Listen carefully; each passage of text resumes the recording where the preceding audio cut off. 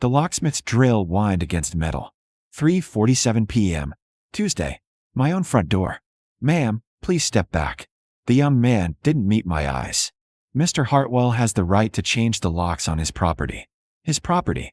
The Victorian on Maple Street with a wraparound porch and the garden I'd spent 3 years cultivating. The house where I'd hung every curtain, chosen every paint color, planted every rose bush. Just do your job, Ryan said from the doorway. He wore the navy Tom Ford suit I'd bought him for his promotion. The promotion to regional manager at Hartwell and Associates, the firm that bore his father's name. The firm he thought made him untouchable. Beside him, Madison twisted a strand of blonde hair around her finger. 24. His executive assistant.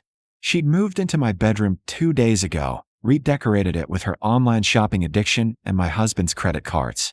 This is sad, honestly.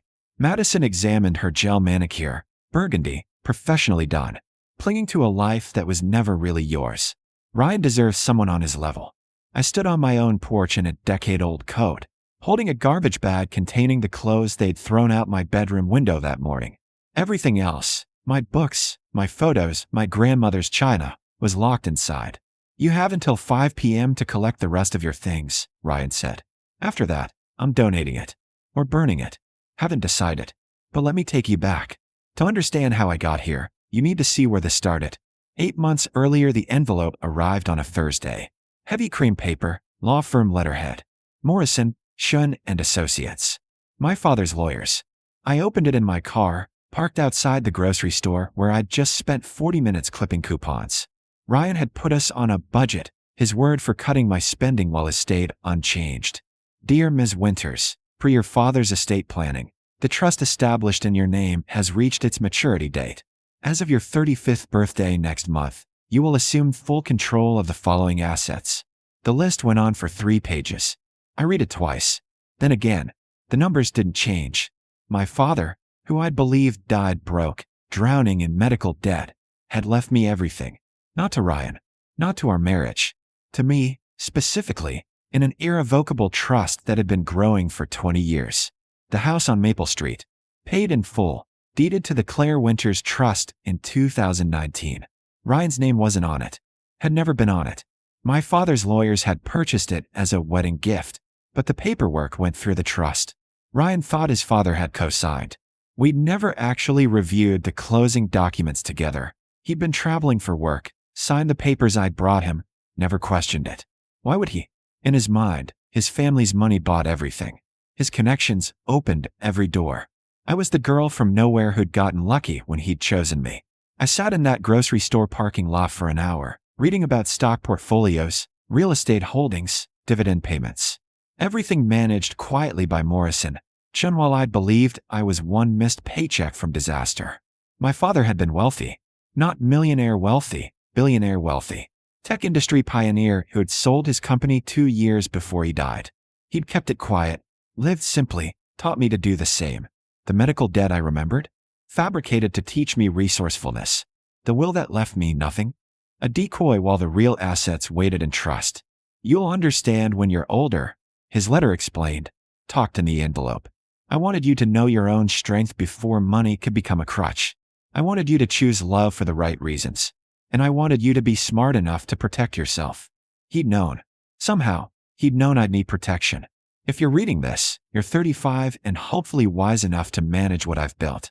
But Claire, if someone has made you feel small, if you've been diminished or devalued, remember, you were never powerless.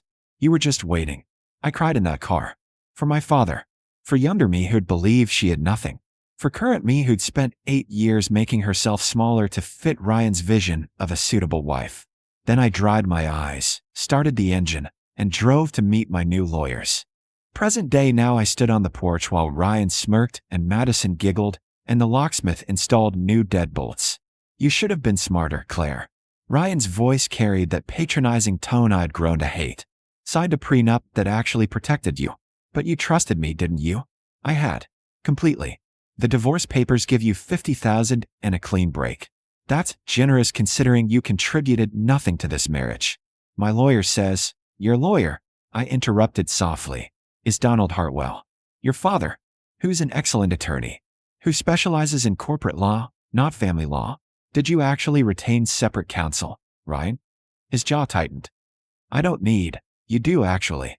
Especially since you're about to commit several crimes. Madison laughed. Is she threatening you? Ryan, call the police. Changing locks on a property you don't own is a legal eviction, I said. Disposing of my belongings is theft. And forging my signature on refinance documents. Yes, Ryan, I saw those papers on your desk last week, is fraud. The locksmith's drill went quiet. This is my house. Ryan's face flushed. My father co-signed. My name is on the mortgage. There is no mortgage. The house is paid in full. And your name isn't on anything. I pulled out my phone, opened the email from Morrison, Sean, turned the screen toward him. The Claire Winters Trust owns this property. Not you. Not your father. Me. His face went white. That's impossible. The closing documents are public record. You're welcome. The locksmith handed me the original keys. His hands trembled slightly. Ma'am, I'm sorry. He said. I thought you were lied to. Send your invoice to Ryan. He hired you. The young man practically ran to his van. Ryan stood frozen, Madison clutching his arm. Behind them, through my open door, I could see my violated home. Madison's clothes draped over my furniture. Her makeup scattered across my bathroom counter. Ryan's smug assumption that he could simply erase me. This is a mistake. Ryan's voice shook. Some paperwork error. My father will fix this. Call him. I gestured to his phone. I'll wait. He did. Speaker on, because Madison demanded it. Dad, there's a problem with the house. Claire's saying, she has documents that. Donald Hartwell's voice came through sharp and irritated. What documents? Something about a trust. Says her name is on the deed, not mine. Silence. Then, what's the property address? Ryan told him. More silence. I heard keyboard clicking. Then Donald's voice, carefully neutral. Ryan, come to my office. Now. Don't say anything else. But Dad, now. The call ended. Madison looked between us. Ryan, what's happening? Nothing. It's Claire's bluffing. Some kind of, I'm not. I pulled out another paper. This is a formal eviction notice. You have 72 hours to remove yourselves and all belongings from my property. After that, anything remaining will be disposed of, and I'll pursue legal action for damages. You can't evict me. I'm your husband. You're my soon-to-be ex-husband who brought another woman into my home, threw my possessions onto the lawn, and attempted to illegally lock me out.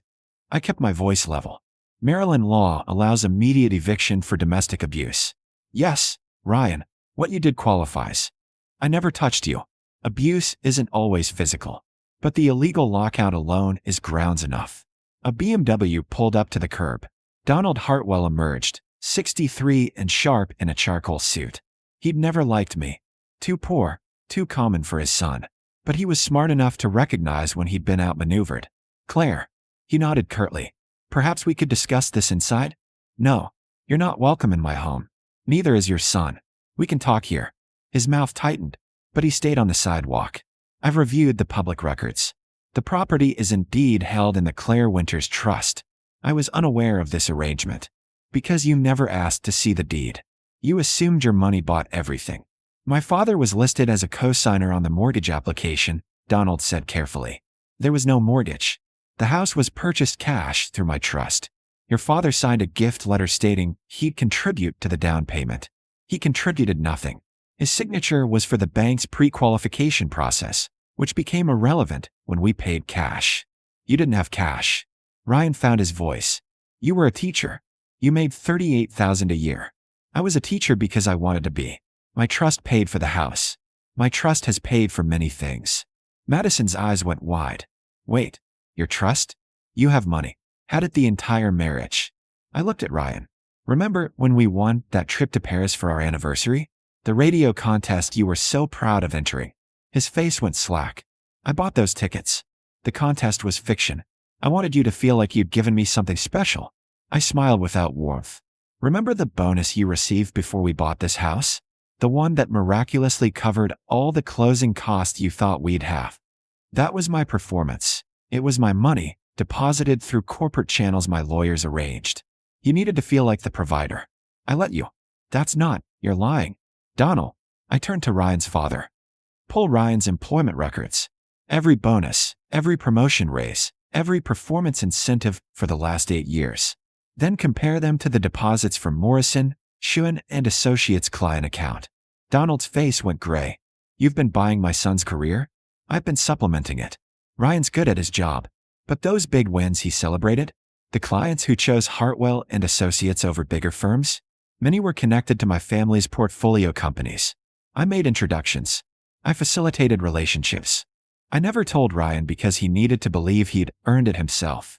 Jesus Christ. Donald looked at his son with something like pity. She's insane. Madison shrieked. Ryan, she's making this up? You're the successful one. She's just a teacher who inherited $2 billion on her 35th birthday last month. I said it quietly. Let the number hang in the air like smoke. Well, inherited is inaccurate. My father placed it in trust when I was 15. It's been growing since then. Mining stocks, tech portfolios, commercial real estate across 6 states. Madison's mouth opened and closed soundlessly. 2. Ryan couldn't finish. Billion. With AB. I looked at Donald. Your firm manages some corporate accounts for Morrison, Shewan. You've probably seen the name Winters Holdings in your client database. That's mine. Has been for 20 years. Donald's professional mask cracked. Richard Winters. The Winters who pioneered cloud encryption in the 90s. My father. He died broke. I remember. It was in the business journals. Medical bankruptcy. He died privately. The bankruptcy was staged to protect his assets during his state transition and to teach me resourcefulness. I pulled out my phone again. Would you like to see the trust documents? I have them all digitally signed and notarized. That won't be necessary. Donald's voice was hollow. He looked at Ryan. You filed for divorce. She. I, Madison and I. Ryan couldn't form sentences. You're divorcing a woman worth $2 billion to marry your secretary. Executive assistant, Madison said weakly. You forged her signature on refinance documents for a house she owns. You illegally evicted her. You've committed multiple felonies. Donald closed his eyes. Ryan, you're the stupidest person I've ever met. Dad, get in the car. Both of you. We're going to my office to figure out how to minimize the damage. He looked at me. Claire, what do you want? I want my house empty in 72 hours. I want my belongings intact and undamaged. I want a divorce with no alimony, no asset division, and Ryan signing a full release of any claim to my property. That's all. That's all I want from Ryan. What I want from you is your withdrawal from every Winters Holdings account. Consider this your notice. His jaw worked. Those accounts are worth millions in annual fees. I'm aware. Morrison, Jen has prepared transfer documents for your signature. You'll receive them tomorrow. Claire, you've spent 8 years treating me like I was beneath your family. Like I should be grateful your son chose me. You've made comments at every holiday dinner, every family gathering, every firm event. Backhanded compliments about my humble background and how I was improving under Ryan's influence. I stepped closer. I let you. Because I was studying you, Donald. Learning how your firm operates. Understanding your weaknesses. And now I know enough to move all my business to people who'll treat me with respect. This is vindictive. This is business. You taught me that, indirectly, by demonstrating how men like you operate. Donald left with Ryan and Madison in tow. I watched the BMW disappear around the corner, then turned to face my house. Mrs. Chun from next door stood on her porch. She'd watched everything. Had probably been watching for weeks while Ryan paraded Madison around like a prize. Claire? You okay, honey? I'm fine, Mrs. Chun. Better than fine. She smiled. Good. He never deserved you. None of us could understand what you saw in him. I spent the next hour walking through my house, cataloging damage. Madison had scratched my hardwood floors with her stilettos, burned a mark on my antique dresser with her curling iron, stained my silk curtains with red wine. I photographed everything, sent it to my lawyers. Then I opened my laptop and started making calls. 72 hours later, Ryan moved out on schedule. He and Madison took their belongings in a U-Haul, faces grim, not speaking to each other. The fantasy had cracked fast once reality set in. I had the house professionally cleaned, repaired the damages, changed everything. New locks, new alarm code, new energy. The divorce papers arrived the following week. Ryan signed everything without contest. His lawyer, not Donald this time, someone from a small family practice. advised him that fighting would only make things worse. My client wishes to express remorse for his actions, the lawyer said during our one mediated session. He's prepared to make a public apology if, no, I didn't need Ryan's apology. Didn't want his words. The divorce was final in 90 days. I kept my name, Winters, not Hartwell. Erased 8 years of pretending to be someone I wasn't. 6 months later, the Winters Foundation opened in January. $500 million endowment, focused on education and financial literacy. Scholarships for teachers who wanted advanced degrees. Programs teaching women about wealth management, trust protection, financial independence. I ran it from an office in downtown Baltimore, but I still taught. 3 classes a week at the public school where I'd worked throughout my marriage. Because I'd never taught for the money, I'd taught because I loved it. Ms. Winters, one of my students, Maria, stayed after class. Is it true, what they're saying, that you're like a billionaire? The story had broken last month. Local teacher reveals billion-dollar trust, launches education foundation. It went viral. The woman who'd lived modestly, taught public school, clipped coupons, while secretly controlling a fortune. It's true, but you're still here, teaching us grammar. Because this matters. You matter. Money doesn't change what brings me joy. She thought about that. My mom says you're proof that quiet women aren't weak women. I smiled. Your mom is very wise. Ryan tried to contact me 3 times. I blocked his number after the second attempt. The third came through Donald's office. A formal request for a private meeting to discuss potential reconciliation. My response, through Morrison, Chun, was brief. Ms. Winters has no interest in reconciliation and requests no further contact. I heard through mutual acquaintances that Ryan and Madison broke up after 2 months.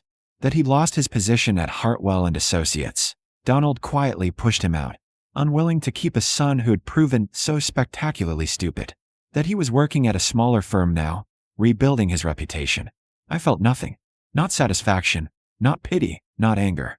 He'd made his choices. They'd let him here. I'd made mine too. And they'd let me home. 1 year later, Mrs. Chin knocked on my door on a Saturday morning, holding a pie. Apple cinnamon. Your favorite. You didn't have to. I wanted to. You've been a good neighbor, Claire. Even when things were hard. Even when that awful man was. She stopped herself. Anyway, this is a thank you for being kind. We sat on the porch, eating pie, watching the neighborhood wake up. Kids rode bikes past my garden, fuller now, more vibrant. I'd had time to care for it properly. Can I ask you something? Mrs. Chin said. Down her fork. Why did you stay quiet so long? If you had all that money, all that power, why let him treat you that way? I'd asked myself the same question many times. Because I wanted to believe love could be simple.